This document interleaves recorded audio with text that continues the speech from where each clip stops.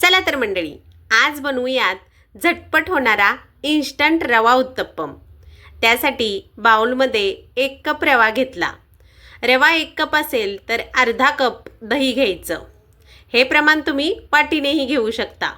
लगेचच अर्धा कप पाणी घालायचं। सगळं व्यवस्थित मिक्स करून घ्यायचं या पद्धतीनं। झाकण लावून वेळ कमी असेल तर 15 मिनिटासाठी ठेवून द्यायचं।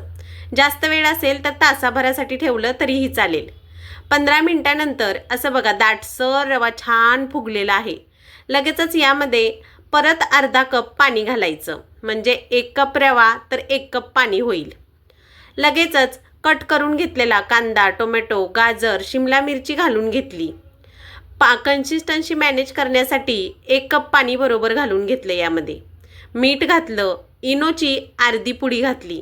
सगळं व्यवस्थित मिक्स करून तवा कडकडीत गरम करून असं मस्त पसरून घेतलं।